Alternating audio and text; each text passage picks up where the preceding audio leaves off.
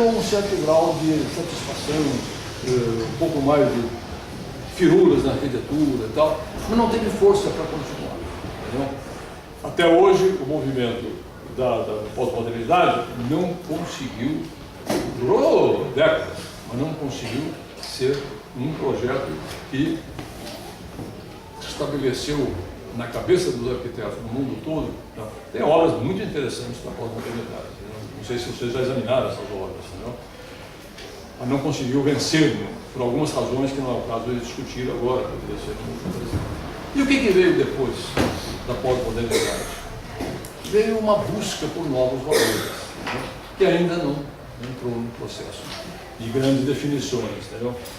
A tendência é de entender o quê? De entender uma base maior, entendeu? Do fenômeno da arquitetura. E aí é uma história. Entender o que na arquitetura? Entender o ver, entender o escutar, entender o ver e o olhar, entender o escutar, entender o sentir. Não? Então, essas coisas, e a arquitetura moderna, muitas vezes resolvia tudo num lance de modernidade, na parede de vidro, uma parede de vidro, não, uma porta de vidro. Aliás, falar em porta de vidro, eu, durante a minha percurso da vida, eu já bati 2 vezes com a cabeça num blindex. Saí de um banco vendo o resultado, né, do saldo bancário, devo ter ficado tão triste com o resultado do saldo bancário que eu fui andando e quando eu olhei estava vendo, bum, bati com a cabeça e tal. Mas na realidade, o fechamento das portas em parede de vidro, voltando um pouco à modernidade, você tem que ter o seguinte: uma faixa para todo mundo saber que ali tem uma porta, uma roda de madeira imensa para você abrir, entendeu? Porque se fosse só o vidro, ninguém sabe. Outra coisa, a gente vai falando e a gente vai se lembrando. Outra coisa importante, a arquitetura do passado, entendeu? A entrada é um dos artefatos mais importantes da arquitetura. A entrada. Toda a arquitetura do Renascimento, dos séculos passados, você olhava a arquitetura, sabia onde é que você entrava nela. Entendeu? A portada, entendeu? As portas desenhadas por diversos arquitetos e tal. A arquitetura moderna tirou o conceito da você não sabe onde entra. Você vê como é que são as coisas bem estudadas. Não? Então, essa questão de ver, olhar, sentir, pensar, essa terceira fase da arquitetura, que eu estou um pouco chateado até, porque como eu estou tão absorvido, né, num outro contexto, né, arquitetura eu gosto extraordinariamente muito, né, mas eu estou tão envolvido diariamente no problema da metrópole do Rio de Janeiro, né, estudando os conceitos da metrópole e tal, organizando a metrópole, que às vezes você perde um pouco o contato com certas dinâmicas de discussão em relação ao que deve ser a arquitetura. Entendeu? Mas, então, a busca desses novos conceitos. O que são esses novos conceitos? Entendeu? E aí você entrou numa fase muito difícil de ser compreendida, entendeu? Desconstrutivismo. Entendeu? É um pouco de abstração, mas que tem uma força muito grande. Entendeu? Essa questão de você ver, ouvir, sentir. Tem um arquiteto dinamarquês, finlandês, que ninguém conhece. Eu perguntei para vocês nomes consagrados, até gostaria que todos conhecessem um pouco mais, mas esse finlandês, eu vou falar o nome dele, se vocês conhecerem, vou dar um bônus de gratificação fantástica. Juhani Paljasma, ninguém conhece. Ele é um arquiteto finlandês. Ele escreveu um livro, uma teoria sobre a arquitetura, que muito antes de conhecê-lo, eu apliquei. Ele disse que a arquitetura, um livro dele, e os 5 sentidos. Por que a arquitetura e os 5 sentidos? Por quê? Eu fiz um projeto sobre uma clínica psiquiátrica. Eu não entendia nada de clínica psiquiátrica. E dentro desse conceito que eu estou querendo passar para vocês, buscar informação, vivenciá-la e tal, né? Eu fui pegar, comprei um livro, até francês, traduzia, não falo francês, e comecei a perceber o seguinte: o espaço interior da arquitetura é que define o comportamento do doente psiquiátrico. Um teto baixo desespera o doente psiquiátrico. Uma parede rugosa desestrutura o doente psiquiátrico. Tem um filme, Repulsa ao Sexo, não sei quem viu esse filme, que é um dos grandes filmes da vanguarda. Ela começa a se desestruturar e a parede começa a rachar. E a parede começa a ficar toda rugosa, assim, entendeu? Então, se você fizer um ambiente para um cara que tem processo sério, comportamento, toda ela. Teve uma época que os arquitetos faziam chapisco. Não sei se vocês não pegaram essa época. É um negócio ridículo. Eu até devo ter feito chapisco também. Era bocinho. O pé direito, entendeu? A luz, a cor. O vermelho tem uma radiação muito maior do que o verde e do que o azul. Muito maior. Entendeu? Experiências fantásticas e de sensibilidade extraordinária. E a capacidade de sentir a vibração da cor vermelha. Existe um estudo, até um arquiteto que me deu o trabalho dele em mestrado, um trabalho que eu fiz com uma área, uma praça, falaram assim, na Costa, coloque a textura do piso e a cor do piso, que você vai orientar todo o caminho dos pedestres. Bem, não deu muito para provar e tal. Mas o que eu estou dizendo é a importância. A outra característica muito importante da arquitetura é que, eu vou falar até o absurdo, 95% da arquitetura ela é conhecida pelo seu impacto externo. Você conhece a arquitetura? Ah, beleza, tira a fotografia. Mas ninguém vai mostrar o espaço interno. Mas o ser humano vive no espaço interno. Mora no espaço interno, trabalha no espaço interno, se encontra com os amigos no espaço interno. Então não adianta ter uma arquitetura que tem altamente impactante se o arquiteto não tem a preocupação de dar ao espaço interno todas essas características de sentir, de falar, de pensar, entendeu? É um novo conceito que está formando, entendeu? E que ainda não explodiu. Entendeu? Por que ainda não explodiu? Primeiro porque a aceitação só para grandes cabeças, entendeu? Mas, no entanto, por um viés que eu nego, o mercado imobiliário de grandes obras procura, muitas vezes, os arquitetos exponenciais nesse desconstrutivismo ou nessa arquitetura mais diferenciada para criar altos impactos. Quem conhece a fotografia do Beaubourg, né? lá na Espanha, né? Vocês conhecem? Né? O museu. Não, Beaubourg não. Lá em Bilbao? É? Um museu em Bilbao que você está querendo falar? Não, lá no norte da Paris. Espanha. É Bilbao. Bilbao, exatamente. Eu falei Beaubourg. Beaubourg é em Paris. Beaubourg é em Paris, projeto do italiano, entendeu? Renzo Piano e Norman Foster, entendeu? Que, aliás, eu sempre falei que o Beaubourg é arquitetura eviscerada, entendeu? As vísceras todas para fora, entendeu? Aliás, chegou a ser um pouco de moda nos modismos de interiores, pôr o cano para fora, pintar de vermelho e tal, entendeu? Pôr o ar-condicionado para fora e tal. Evisceraram a arquitetura. O Beaubourg, para mim, é uma evisceração da arquitetura. A mim não tem uma grande sensibilidade, embora seja uma obra magnífica. Mas é o Bilbao, que eu quero dizer. Bilbao é a cidade. Bilbao é de Frank Gehry. Bilbao é a cidade. Bilbao é a cidade, mas o museu de Bilbao, em Bilbao, é do Frank Gehry. É o Wilhelm. Exatamente. É uma explosão. Eu tenho no meu escritório, aqui em casa, eu tenho uma maquete perfeita do museu de Frank Gehry, entendeu? Eu procuro olhar todo dia para ela para ter um pouco mais de capacidade de assimilação, entendeu? Em relação a isso. Na realidade é uma competência fantástica, né? Por quê? Porque uma das coisas difíceis que vocês vão notar ao longo da carreira profissional é vocês terem coragem de romper a arquitetura, para dominá-la. 90% também não, mas um grande número de profissionais não rompe a arquitetura porque não sabe controlá-la. Não sabe, não, vou pôr aqui um quadradinho, uma caixinha, porque na caixinha eu abro uma janela e na janela eu controlo. Os ingleses conseguiram abrir a arquitetura com um certo grau de competência. Mas o Museu de Bilbao do Gehry é uma explosão de formas. Interiormente não é uma coisa muito interessante. E só foi possível fazer por causa dessa busca diferenciada que os arquitetos estão procurando. Né?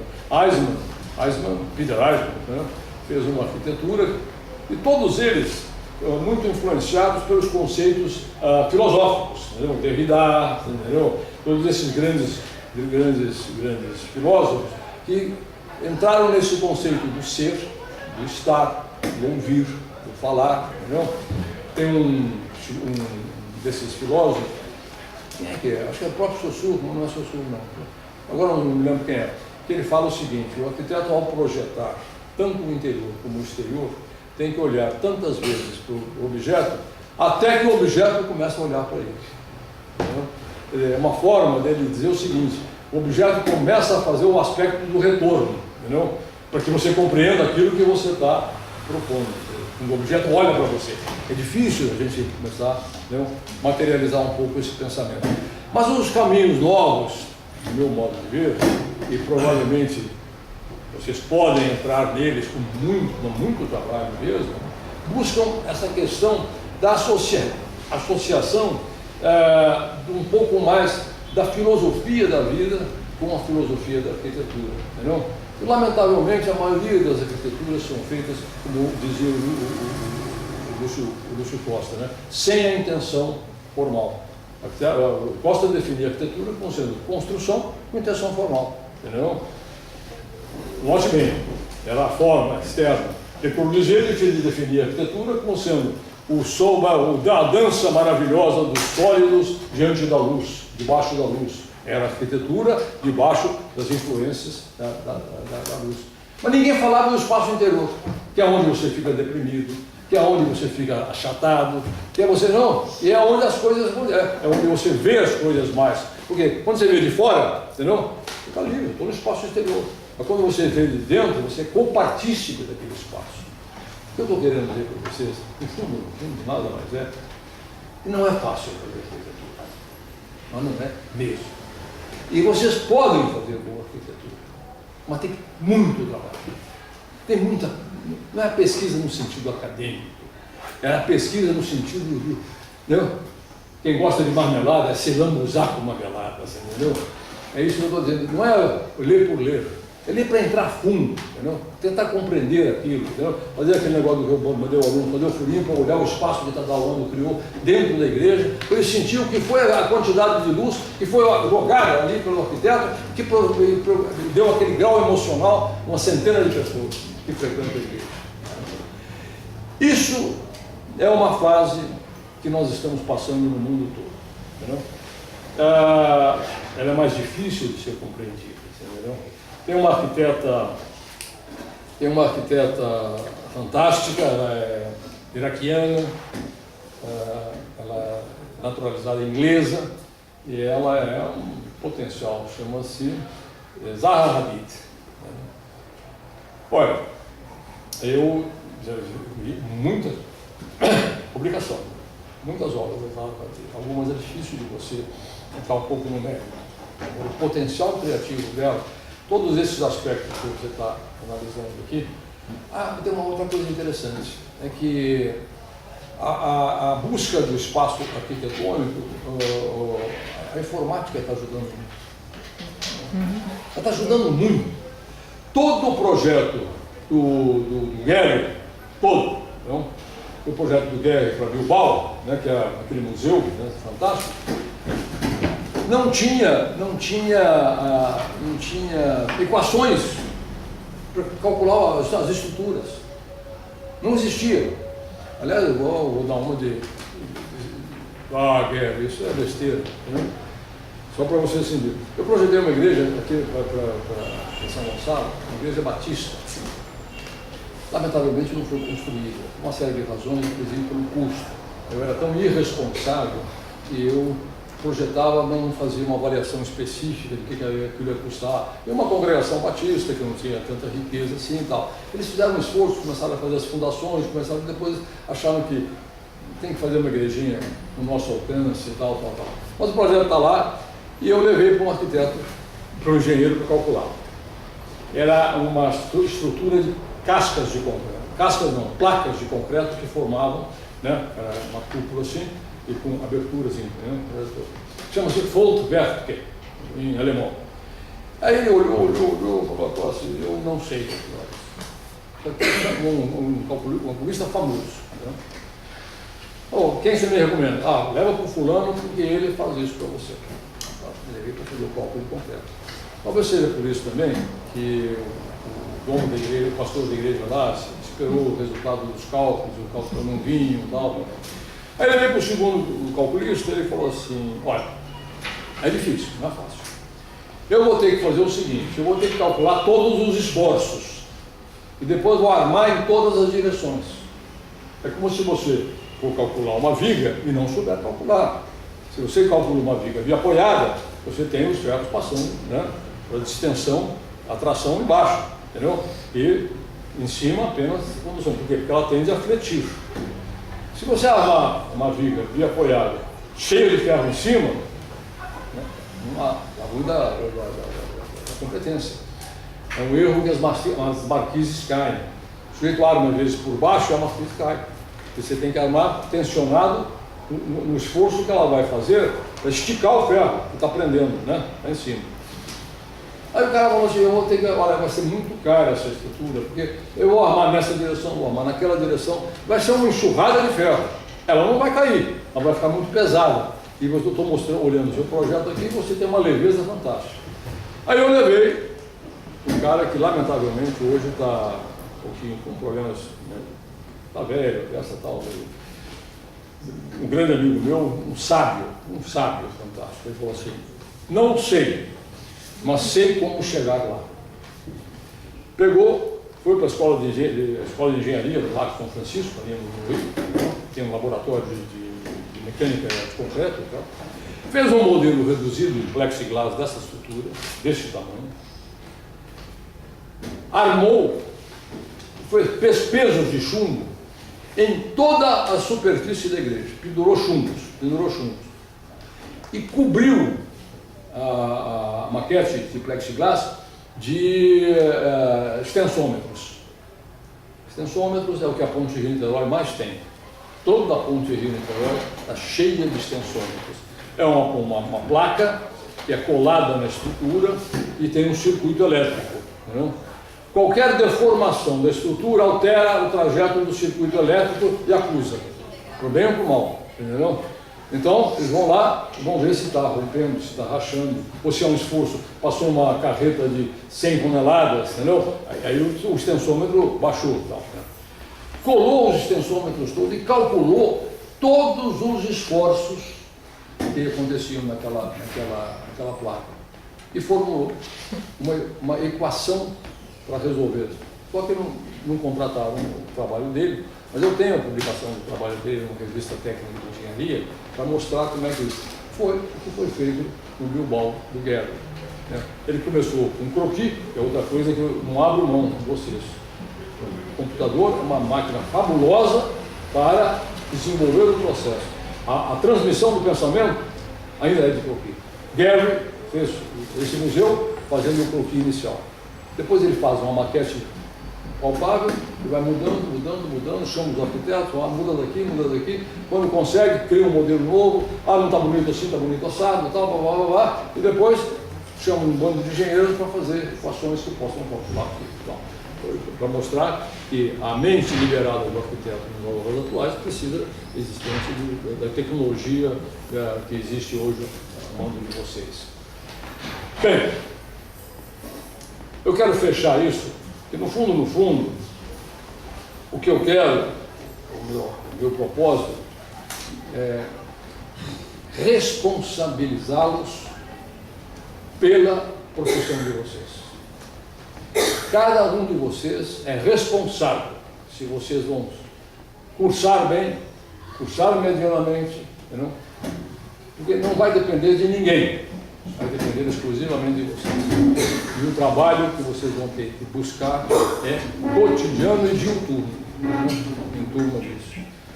Eu queria só fechar mostrando essa questão o que eu penso da nova arquitetura, né? Essa visão do espaço interior, eu já falei, porque eu fiz o roteiro, mas eu já fui falando antecipadamente e tal. Mas tem uma coisa aqui que eu não falei, que é o gerenciamento formal versus mudanças. Mas falei também, entendeu? Falei a respeito do Oscar, que o Oscar, eu vou terminar. Estava numa reunião de colegas, tinha muito arquiteto por metro quadrado, sabe? Não posso muito arquiteto por metro quadrado, se isolar um pouco. Mas, e eu fiz uma observação a respeito do Oscar Niemeyer. A arquiteta, que é muito minha amiga, perdeu a razão. O Oscar não tinha morrido ainda, 95, 90 e poucos anos. Aí falou assim, Costa, na minha presença você nunca mais abre a sua boca para falar mal do Oscar. Eu falei assim, eu não vou falar na tua presença, eu vou continuar falando na tua presença, eu vou te mostrar onde que a gente comenta esses aspectos. Ele já ficou uma fúria comigo e tal. Era ela dessas anjo da guarda do Oscar, né? Eu chamo os colegas que são fascinados pelo Oscar. Fascinados no mau sentido, entendeu? As viúvas do Oscar. Eu tenho vários colegas que são as viúvas do Oscar. Não pode falar nada. Entanto, o final da obra do Oscar. Eu falei para ela, porque ela ficou uma fúria, eu não critiquei a obra, não. Eu falei, o Oscar não está sabendo parar. Ele chegou a um ponto, o auge, e não é mais ele que faz. E muito projeto final da obra do Oscar, o traço era muito fácil de reproduzir. A maioria dos projetos eram ocas. Aquela ocazinha que ele fez no Ibirapuera, que foi fantástico. Então fazia uma oca, fazia uma rampa e um buraquinho para você entrar na oca. O que perdeu um pouco a força da arquitetura dele. No entanto, é um dos arquitetos mais fantásticos, criativos que o mundo encontrou. Mas então essa questão da coerência formal e as mudanças, entendeu? Eu costumo dizer o seguinte, um artista não pode ser igual com 20 anos e com 100 anos. Parte desse princípio, entendeu? É difícil você fazer. Todos os grandes arquitetos, a obra deles foi adquirindo uma certa nitidez da compreensão da vida. Grande deles. Vou dar um exemplo da música, que é uma coisa que vocês gostam de Beethoven. Beethoven é maravilhoso. Só que uma das primeiras obras de Beethoven, ele fez, ainda moço, amava uma mulher, escreveu por Elise, para Elisa, entendeu? Que é uma música mozartiana. Né? Todo toque, porque Beethoven se influenciou muito por Mozart. Entendeu? A música deixa comuníssimo, entendeu? Isso que eu falei para vocês. É um dos arquitetos que vão se basear em terem uma carreira, um tipo de obra que eles gostam, entendeu? E eles vão fazer, podem modificar tal, mas esse é muito fácil você falar assim, esse tem influência dele. Entendeu? Esse, olha, ele tem uma certa influência do Antônio, do Joaquim, mas o Joaquim tem influência do Pedro, entendeu? Mas fazem obras fantásticas. Agora, aqueles que criam e mudam a razão, mudam o curso da ação da arquitetura, são pouquíssimos, entendeu? Eu coloquei a questão da coerência formal e as mudanças, e coloquei o Oscar como um símbolo, porque ele manteve a coerência formal, mas não soube mudar. Entendeu? Beethoven fez por Elise, um soneto musical, mozartiano. Beethoven na Quinta Sinfonia, ou na Pastoral, a surdez fez com que a obra dele, o lamento da surdez. Ele não podia criar por Elise, que é uma musiquinha mozartiana, sofrendo um mal brutal. Então o artista não pode reproduzir a mesma coisa, entendeu? Alguns mantiveram a coerência formal. Para mim, houve um desgaste final, entendeu? Agora, voltando ao Oscar, que a gente fala sempre e tal, a Casa das Canoas, belíssimo. É um exemplo daquilo que eu falei, de pegar todos os elementos e juntar, criar uma peça maravilhosa de arquitetura, né? Mas voltando a essa questão, todo mundo conhece a arquitetura pelo espaço externo mais do que pelo interno. Então, procurem projetar com impacto. O impacto externo vai ganhar prêmio, o impacto externo vai sair na imprensa, as revistas de arquitetura ficam buscando as arquiteturas do espaço externo. mas o espaço interno é pouco divulgado. Mas é aí que o homem sofre, ri, fica feliz, fica deprimido, não fica deprimido, é aí, é nesse espaço. Então façam, né, os gritos, né, da arquitetura fantástica para ser publicada na grande manual de arquitetura contemporânea. Mas lembre-se que o indivíduo vive num espaço interno. E uma das arquiteturas mais expressivas, eu lamento não ter visitado, quando eu estive lá não existia, do Museu do Holocausto, de Berlim. Estão ouvindo falar? Vocês estão ouvindo mais as obras que são mais recentes, né? Porque várias obras importantíssimas da arquitetura, né, talvez não tivessem grandes reflexos, mas são aquelas que embasaram todo o movimento. O movimento do Museu do Holocausto de Libeskind, né? Duas informações para a gente fechar esse contexto. Já estou ultrapassando, ela só me deu 20 minutos. Quem sou eu? Ficou sem as obras, eu não sei se durante 1 ano, 2 anos, mas ficou um tempo imenso sem as obras, porque ninguém queria visitar as obras que ali seriam expostas. Queriam conhecer o espaço criado por Libeskind. Tem casos de gente que não conseguiu, meio zigue-zagueado, né? Cheio de zigue-zague. Tem gente que não conseguiu chegar. O tamanho é um grau depressivo que você passa por esse ambiente. Que força de arquitetura que consegue que você se deprima a ponto de não conseguir ficar dentro desse espaço. Entendeu? Então, se você usar isso para o espaço da alegria, a força não é tão boa também. Entendeu? Mas isso mostra apenas a capacidade que o arquiteto tem. Ele não podia criar ali um clima de festividade. Ele tinha que criar ali um clima deprimente, entendeu? Que você sentisse o que foi. Entendeu? Então, eu estou querendo chamar a atenção para esses aspectos, essa terceira fase da arquitetura, que tem muitos arquitetos trabalhando. Entendeu?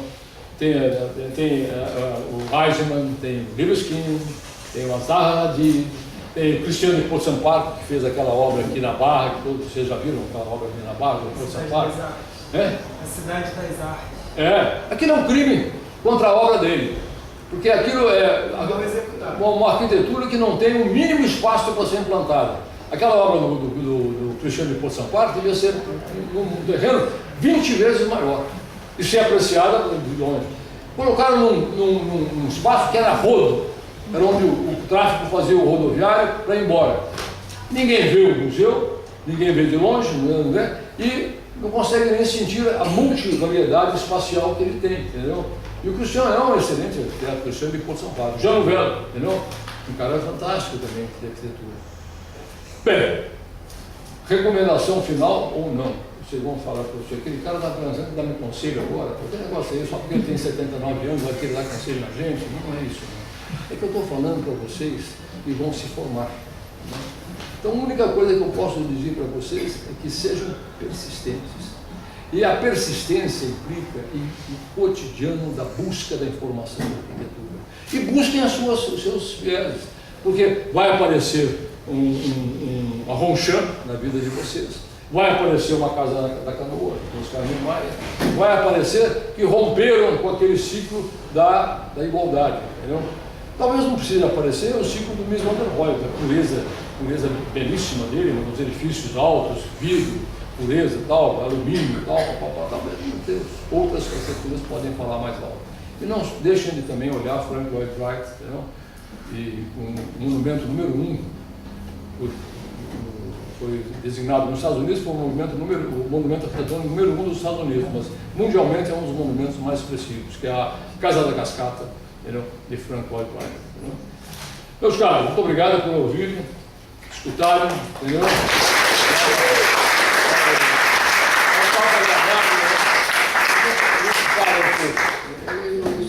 Eu falo um pouco do que eu vivenciei do lado de cá. Falo um pouco do que eu vivenciei sentado na prancheta, entendeu? E falo um pouco do que eu vivenciei daquilo que eu busquei fazer na arquitetura. Entendeu? É isso aí. Boa formatura, bom êxito, e que sejam a palavra e não a língua. Se forem a língua, serão brilhantes arquitetos. Você escolher palavras, serão criadores de uma nova visão, de um novo espaço da arquitetura. Muito obrigado.